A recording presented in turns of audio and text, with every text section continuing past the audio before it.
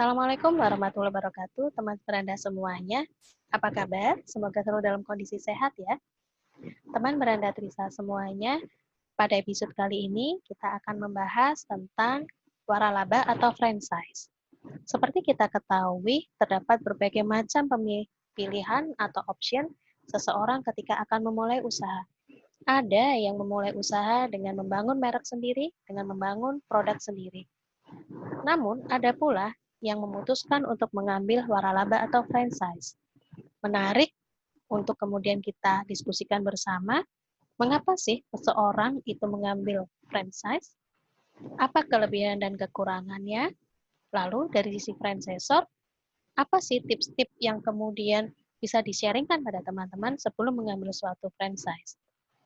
Hadir bersama kita dua tamu saya, seorang franchisee, Ibu Oki Indriani dari Special Blood Surabaya Mer, dan Mas Dendi Herawan, seorang franchisor dari Doyan Ayam. Kita panggil keduanya. Assalamualaikum Bu Oki. Assalamualaikum Mas Dendi. Assalamualaikum warahmatullahi wabarakatuh, Bu Oki. Waalaikumsalam warahmatullahi wabarakatuh. Alhamdulillah bisa ketemu ya meskipun online. Alhamdulillah. Nah, teman beranda Trisa semuanya, pada episode kali ini saya mengundang Bu Oki dan juga Mas Dendi untuk share tentang franchise. Nah, kesempatan pertama saya mau menyapa Bu Oki dulu, gitu. Bu Oki, dua bisnis, satu Coto Makassar dan satunya lagi Ya, adalah SBS spesial Mer, ya, gitu ya. Belut Surabaya.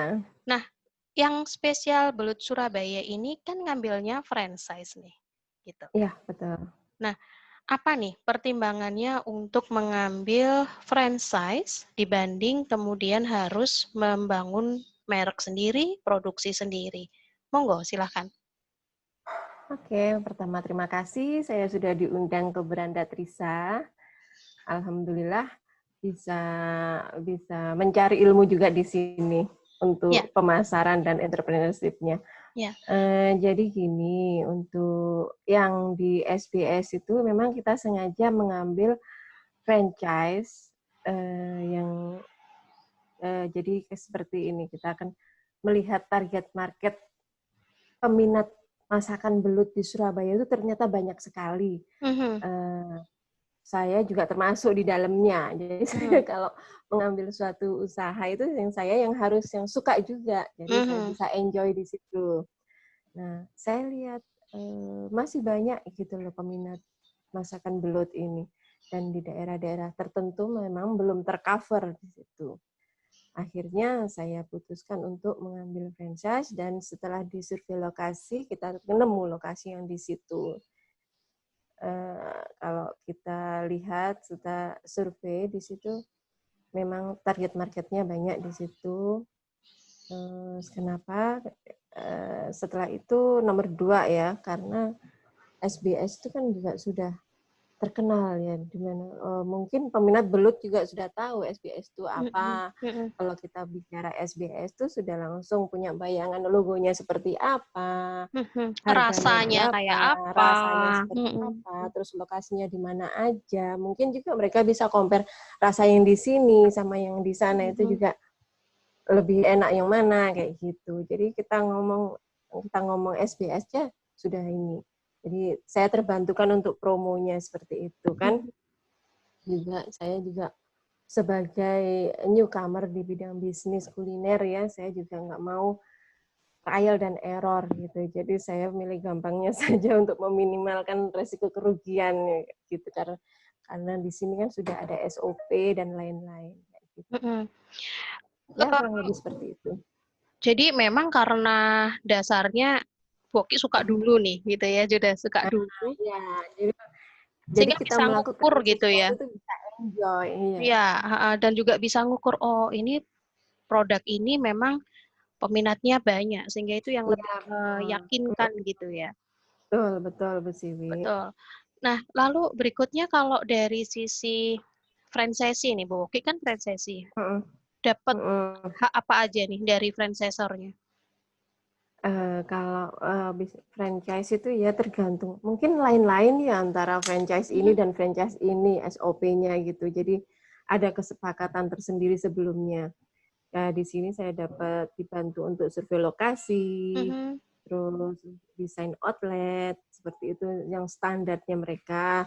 Terus untuk pelatihan awal SDM-nya, terus alat-alat yang dibutuhkan untuk masak-memasak, untuk penyajiannya yang standar dengan tempat usaha mereka gitu. Jadi terutama support system ya, support mhm, system itu kita butuhkan uh, tidak hanya untuk persediaan bahan baku aja, tapi juga tentang suppliernya, juga konsultasi tentang kendala-kendala atau nanti kalau seumpamanya ada masalah cara menyelesaikannya seperti apa, terus menghadapi resikonya seperti apa, hambatan-hambatan yang ada seperti apa. Jadi sebelum kita ada mungkin kayak kemarin mamanya ada liburan atau ada peak season ya, peak season itu mhm, mhm, pasti ada ya, mhm. kayak menjelang lebaran atau pas puasa atau sesudah lebaran itu pasti ada peak season. Jadi kita harus persediaannya seperti apa itu kita diarahkan semua seperti itu. Oke, ya, oke.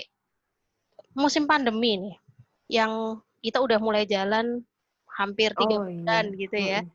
Mm-mm. Ngaruh nggak PSBB sih? di kita. Heeh. Ngaruh nggak sih pada permintaan di SBS itu?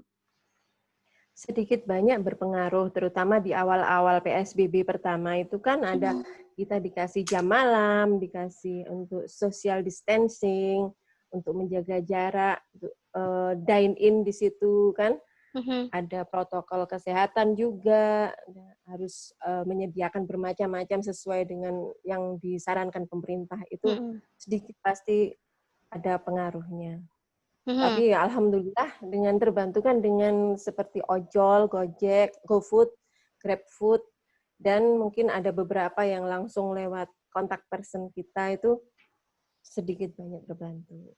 Sedikit banyak Alhamdulillah. terbantu, alhamdulillah. Ya, jadi Alhamdulillah masih bisa. mungkin juga karena orang udah ngelihat brand dari SBS itu ya, sehingga Mungkin juga kemudian iya. ya, jadi mungkin kalau Bu Oki misalnya malah Hanya justru itu. membuat brand sendiri, pada saat Iya, pandemi mungkin orang juga masih ragu gitu. Cuma justru karena makanya ada itu yang itu tadi. salah satu kelebihannya yang dipikirkan Mm-mm. oleh.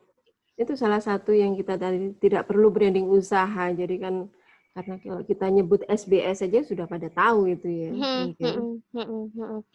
Eh, Sudah hafal rasanya, sudah tahu kemasannya pakai cobek atau pakai mika atau bagaimana ya, gitu iya kan. iya betul. Kebayang deh kalau Mm-mm. belut SBS Jadi itu sudah tidak tidak apa ya, tidak mempromosikan terlalu sesuatu banyak. hal yang baru. Mm-mm. Oke.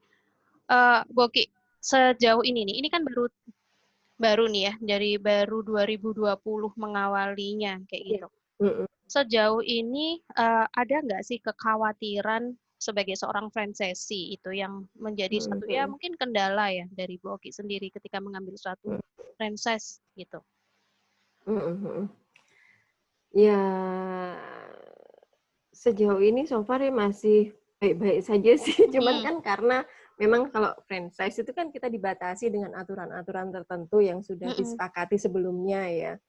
Mungkin apa ya kendala-kendalanya itu kita belum lihat sih. Kita Belum belum ya. menghadapi, Ya karena belum mungkin lihat, masih belum tahap-tahap punya awal tuh bayangan kan, seperti itu. mhm. Nah, Karena itu tahap-tahap juga awal saya masih juga dibimbing mau juga soalnya ya. semuanya masih dikonsultasikan. Itu Mhm. nanti aku juga pengen belajar dari Mas, siapa itu namanya? Mas Mas Dendi, Dendi ya. ya, nanti Mas Mas Dendi Dendi, aku dari ini nanti juga mau hadir. nanya-nanya Mas Dendi deh sebelum saya menghadapi kendala seperti itu, apa yang harus saya persiapkan biar tidak terkaget-kaget. Ya, Iya kan? baik Mas Dendi, monggo dijawab pertanyaan dari Ya, Bu Oki tentang kendala, silakan. ya, terima kasih pertanyaan dari Bu Oki ya. Ini luar biasa dan ini yang paling sering ditanyakan juga Bu Siwi oleh orang-orang yang menjalankan bisnis franchise begitu ya Bu ya.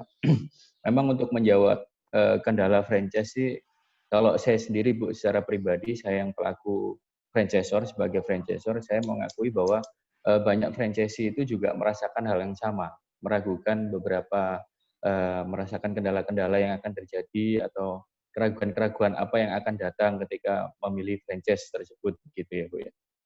Cuman kalau dari saya sendiri Bu, yang pertama saya selalu menekankan mindset Bu. Mindset wirausaha itu nggak boleh sampai hilang Bu. Jadi benar-benar ketika saya sebagai franchisor ke franchisee, komitmen pertama nomor satu adalah mindset semangat wirausaha Bu, membangun brand kita sama-sama begitu. Jadi nomor satu itu mindset itu benar-benar harus kita pegang kuat kalau kita yakin bahwa yang kita jalankan ini pasti berhasil. Begitu untuk yang pertama. Lalu yang kedua itu di sisi marketing Bu. Biasanya ketika kita sudah memilih franchisor tersebut, biasanya untuk marketing kan biasanya dikelola sama pusat Bu ya. Semua untuk iklan atau apapun endorse misalkan, kalau sekarang kan lagi trennya untuk online juga kan. Jadi saya lebih sarankan untuk franchisee juga membuat customer base sendiri untuk wilayahnya. Jadi sehingga butuh untuk marketing sendiri begitu. Bisa menggunakan sekarang yang gratisan channel-channel sosial media juga semua sudah bisa dipakai Bu. Misalkan seperti Instagram, Facebook, lalu YouTube juga mungkin bisa untuk memasarkan produknya. Apalagi kalau Bu Oki juga di bisnis makanan yang sama dengan saya begitu. Jadi untuk marketing saya sarankan sih lebih baik membuat sendiri ya Bu ya. Utamanya kita mengiklankan sendiri untuk mengumpulkan customer base kita sendiri. Jadi ketika ada promo apa atau promo yang kita keluarkan di cabang kita sendiri, kita bisa langsung marketingkan sendiri begitu. Cuman kalau kembali lagi ke kebijakan franchisor masing-masing, apakah untuk marketing ini bisa dibebaskan atau tidak boleh begitu. Jadi memang beberapa franchisor punya peraturan masing-masing. Tapi kalau memang disarankan boleh, mending bikin sendiri saja kalau gitu. Baik. Lalu yang ketiga itu saya lebih, gimana Bu? Monggo, silakan. Lalu yang ketiga itu operasional sih Bu. Yang pertama biasanya kalau franchisor kan lebih mungkin di trial pertama aja Bu ya. Trial pertama diajarkan semua operasionalnya begitu, terus seperti SOP karyawan, terus SOP bahan baku, terus sampai ke menyajikan sampai makanan ke customer itu biasanya memang dari setiap daerah atau franchisor tertentu mungkin punya budaya masing-masing Bu ya mengenai orang-orang yang bekerja di situ. Jadi itu mungkin operasional itu mungkin akan sedikit berbeda dari franchisornya mungkin seperti kita di Surabaya, terus ada cabang kita yang di Jayapura begitu Bu. Perlakuan karyawannya sangat berbeda Bu. Kalau yang Jawa ini lebih manis-manis, sapan-sapan halus-halus gitu Bu ya. Kalau Jayapura ini orangnya suka yang cepat Bu, yang tegas gitu. Nah itu kan kadang beda. Jadi benar-benar operasional ini benar-benar dipelajari masing-masing. Tapi biasanya kalau dari pusat memang sudah mengajarkan standar bakunya begitu. Jadi kita sebagai owner untuk cabang franchisee itu benar-benar harus lebih kreatif lagi untuk mengolah operasional gitu. Oke, jadi kurang lebih ada 3 hal ya Mas Dendi yang kemudian harus diwaspadai atau kemudian itu juga menjadi salah satu solusinya begitu. Mas Dendi, sebelum saya lanjut, sudah berapa lama nih menjadi franchisor dari Doyan Ayam? Monggo silahkan. Oh ya. Kalau saya sendiri Doyan Ayam ini sudah mulai dari 2016 Bu, outlet pertamanya Bu. Nah, saya ketemu sama partner saya yang di Doyan Ayam yang punya outlet nih Bu. Itu baru saya kembangkan di 2017 Bu. Di bulan Agustus saya mulai mengkonsep untuk franchise-nya. Soalnya saya pertama melihatnya sih simple Bu. Teman saya ini membuka outletnya ini cuma di dapur rumah aja Bu. Di dapur rumah. Waktu saya main ke rumahnya itu saya parkir motor nggak bisa, Bu. Semua itu jaketan hijau semua, Bu. Gojek sama Grab itu kumpul, Bu. Jadi saya bingung ya, mau parkir kemana ini gitu. Lalu saya melihat peluang itu, lalu saya berpikir kalau gimana kalau misalkan dapur ini bisa dibuka di mana-mana, Bu. Lalu mainnya kita cuman modal dapur aja sama ojek online sudah, Bu. Dan itu menghasilkan gitu. Jadi saya mulai dari situ saya langsung mengajak teman saya untuk bekerja sama begitu partnership untuk mengembangkan sistem franchise-nya. Lalu saya coba untuk menjual franchise-nya di bulan November Bu, kalau nggak salah November 2017. Lalu 1 tahun pertama setelah join 2016 itu ya Mas Dendi ya? 1 tahun ya setelah. 2016. 1 tahun setelah membuka outletnya begitu. Terus 2017 itu baru saya sistemkan, lalu saya marketingkan, saya jual paket franchise-nya. Baru Januari langsung join Bu di hari yang sama, itu tanggal 2 Januari setelah tahun baru Bu. 2 orang di Jakarta langsung buka bersamaan. Nah itu baru dari Jakarta itu langsung franchise saya meledak. Dan tren itu sebenarnya produk doyan ayam sendiri ini ayam geprek aja Bu. Ayam geprek cuman kita ambil perbedaannya di sausnya. Jadi kita ada sausnya begitu. Jadi kalau ayam geprek kan nasi, ayam sama sambal aja Bu. Nah kalau di kita di doyan ayam ini nasi, ayam, sambal sama ada sausnya. Dan sausnya ditabur di nasi. Jadi kita ambil unitnya di situ. Dan itu ternyata tren di Jakarta itu menarik sekali Bu. Jadi dari Jakarta itu baru langsung meledak sampai di Sumatera, sampai Jawa, Kalimantan, Sulawesi, sampai ke Jayapura, sampai ke sana. Oke. Begitu. Oke, alhamdulillah. Baru dari 2000, ya. Boleh lanjut, nggak apa-apa Mas Dendi. Setelah itu dari 2018 Ya, sampai 2020, monggo silakan. berarti dari 2017 itu tren di Jakarta itu naik, baru itu langsung meledak sampai di 2020 ini Bu. Jadi sekarang sudah ada 90-an cabang yang sudah berjalan di Alhamdulillah. seluruh Indonesia. Ya, Alhamdulillah. begitu. Alhamdulillah. Ya, Ya. berarti kan nggak salah ya Ini kalau juga kemudian. berkat ilmu, iya, ini berkat dari ilmu Bu Siwi loh Bu. Oh, Masih ingat Bu alhamdulillah. ya, kita pernah satu mata kuliah yang di mana Bu? Yang di Sosro itu loh Bu. Ya, Nah, kita kan pernah magang nih di Sosro, Ibu kan ya. mendamping nih Bu Siwi nih. Heeh. Nah, ya kan? Nah, waktu itu saya lihat Bu, ada ini ternyata Sosro itu kan menaungi McD juga Bu. Ya kan? Dia kan PT Sosro itu kan membeli franchise-nya McD kan. Nah, waktu di kantornya itu ada ininya Bu, ada apa? Figura lukisannya gitu, sistem Oh, franchise. Nah, itu saya terkenang Bu di kepala ya. Oh, franchise ya, mengembangkan cabang itu dengan franchise. Oke, saya pelajari ya. Begitu ceritanya Bu. Makanya oke. langsung saya nekat aja Bu, saya bikin kan. Siapa tahu jadi peluang orang banyak kan gitu. Alhamdulillah Betul. sekarang Buka lapangan pekerjaan berjalan orang luar biasa. banyak, jadi lebih Nah, bermanfaat gitu tuh. ya. Itu yang penting. Ya, Ya, Mas Dendi, menarik sekali ya, tadi ya. penjelasan-penjelasannya bagaimana Mas Dendi mengawali bisnis doyan ayam di tahun 2016 dan kemudian alhamdulillah tahun 2020 sudah sampai seluruh Indonesia dan cabangnya udah 90 sekian ya, 90 sekian. Ya, dan Ya, terus berjalan Bu. ya, itu harapan saya.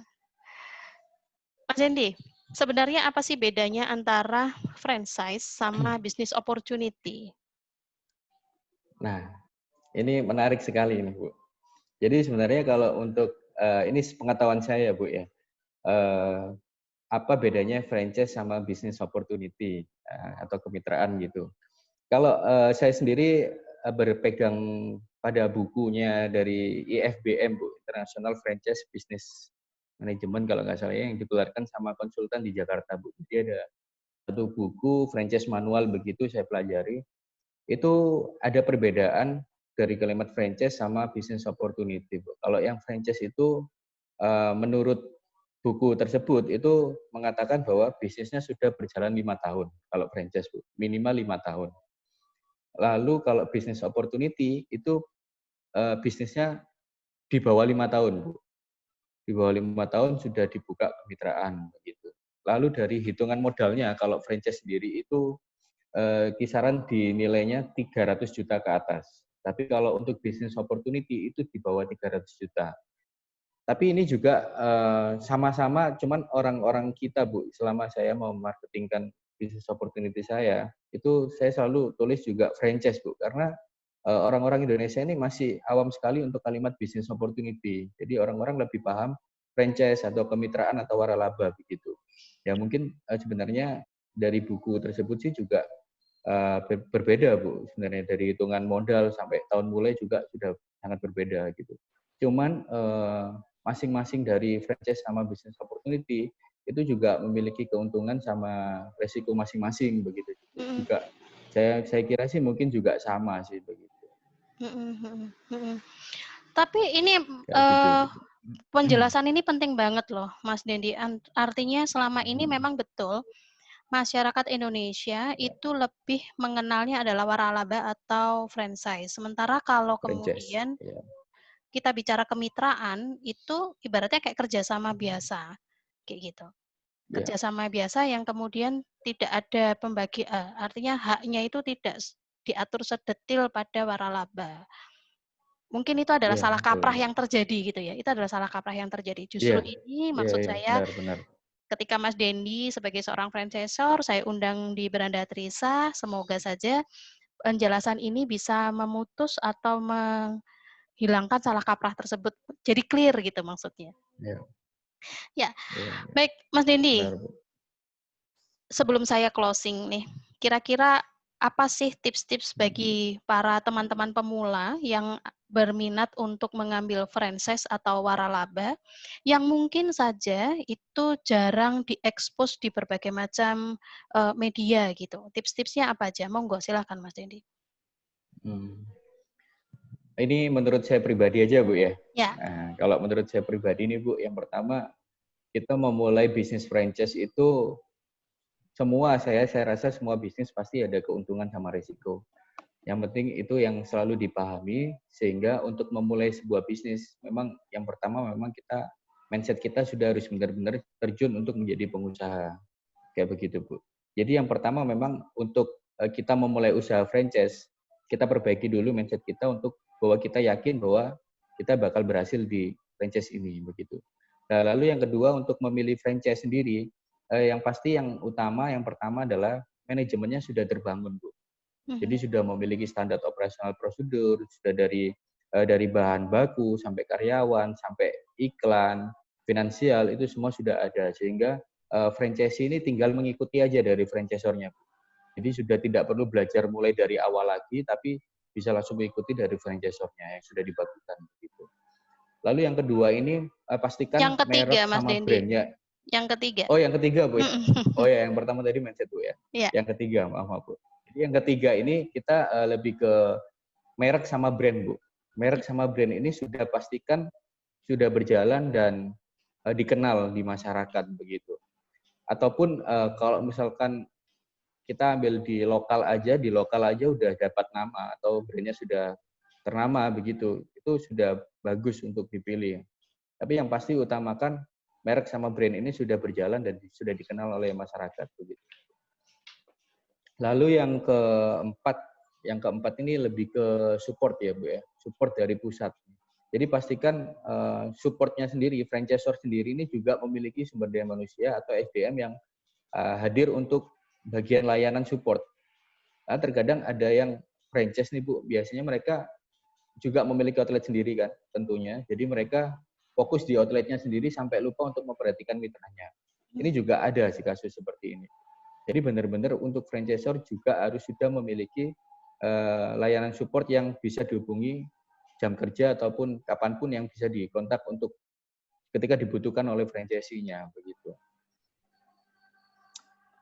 Terus yang mungkin ini yang terakhir itu lebih ke marketing, Bu. Ini pemasaran dari franchisor ini sangat perlu sekali. Jadi benar-benar ketika kita memilih franchise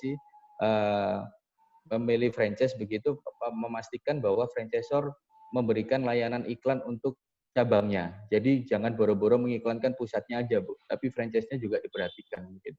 Kadang kita beli nama pun, kita beli brand pun di kota Surabaya misalkan. Kita buka di Jakarta. Di Jakarta pun kita juga harus mulai dari awal lagi, Bu. Nah, otomatis itu perlu juga diiklankan di wilayah sana gitu. Jadi kan untuk tren sekarang pemasaran sangat mudah sekali, kita tinggal online saja, semua sudah beres, kita tinggal hiring endorser atau kita bayar endorser, makanan sudah cepat sekali gitu, Bu ya, kalau di bisnis makanan ya, di franchisor begitu. Jadi yang pasti untuk marketing ini sangat penting sekali. Yang utama franchisor juga harus benar-benar memperhatikan mitranya begitu. Itu yang harus benar-benar kita riset matang-matang sebelum kita membeli paket franchise begitu. Oke, Mas Itu Dendi. aja sih, Bu, untuk dari saya. Ya. Saya mencatatnya ada 5 gitu ya. Jadi tips dari Mas Dendi ini yang satu adalah sebelum seorang itu berminat untuk mengambil waralaba, paling tidak harus mindset-nya untuk berwirausaha itu harus ada Mindset-nya dulu. dulu, Bu. Gitu. Karena percuma Betul. kalau kemudian Betul. sudah mengambil waralaba tapi ternyata tidak gigih, ternyata tidak kreatif, Ya, itu betul. juga tidak akan pernah bisa menjalankan waralabanya dengan baik, menjalankan ya waralaba yang diambil dengan baik. Lalu yang kedua adalah Ya, manajemen dari franchisor itu harus sudah tertata segala hal, mulai dari SDM, operation-nya, lalu ya, kemudian termasuk pula tadi yang mungkin yang nomor 5 mungkin juga dari marketingnya dan sebagainya. Lalu ya, nomor termasuk di 3 adalah dalamnya. harus lihat dulu nih merek dan brandnya itu sudah dikenal gitu. Karena itu akan Ya, memudahkan dari franchisee untuk kemudian mendapatkan perhatian dari konsumen gitu. Lalu yang keempat adalah support dari pusat, dalam hal ini adalah franchisor untuk setiap saat. Untuk setiap saat itu dihubungi oleh franchisee begitu.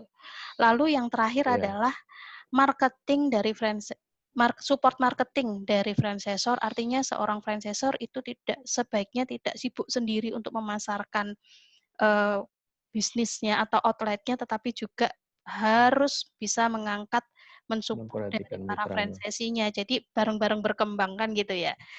Oke, Mas Ya, betul. Itu Dendi, yang sangat utama sekali. betul, itu yang sangat utama. Mungkin salah satunya juga adalah yang nomor 4 itu ada keterbukaan ya Mas Dendi ya, antara franchisor dan franchisee. Iya, betul, Bu. Ya, Memang untuk franchisor sendiri, sistemnya juga benar-benar sudah harus dibuka semua. Semua sudah sangat jelas di awal perjanjian saat di awal itu benar-benar diperhatikan sekali apa yang didapat, hak dan kewajibannya sama mitra sama hak dan kewajiban franchisornya juga apa. Itu sangat benar-benar harus dipelajari juga, Bu. Oh, mhm. lalu ada satu lagi, Bu. Sebenarnya ada Boleh tambahan silakan. satu lagi, Bu. Sekarang itu lagi tren business opportunity yang di mana saya merasa sih ada ikut tren atau yang sustain, Bu, yang jangka panjang gitu. Jadi kayak seperti misalkan kemarin kita lagi tren banget nih, Bu, tren banget, saya kalau nggak salah es kepal Milo, Bu, ya.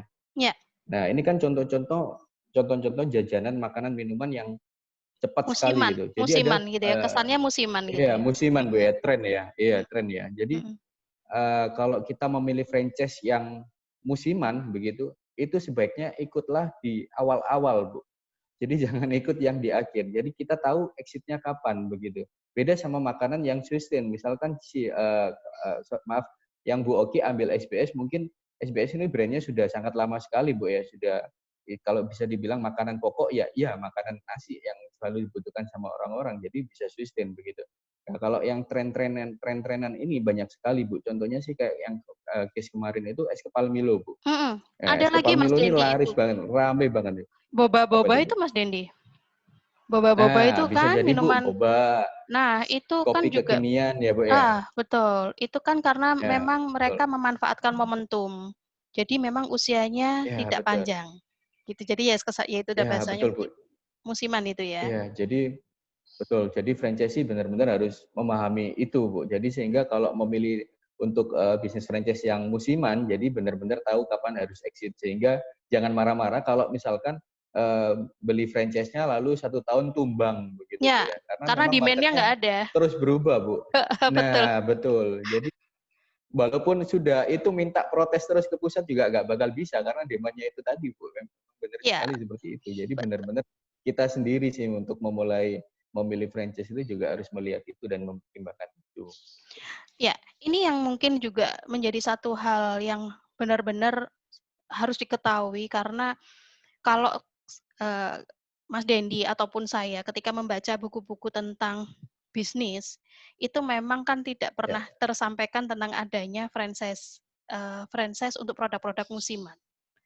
Sementara ini yang kita bacakan ya, selalu produk yang benar, jangka panjang, gitu ya. Nah, ya, oleh karena benar, itu benar. melalui Beranda Trisa ini teman-teman juga bisa dengar atau mengetahui bahwa ternyata di dalam suatu bisnis franchise itu produknya juga kita harus melihat gitu ya. Produk musiman pun itu juga sekarang mulai ditawarkan oleh franchisor-franchisor.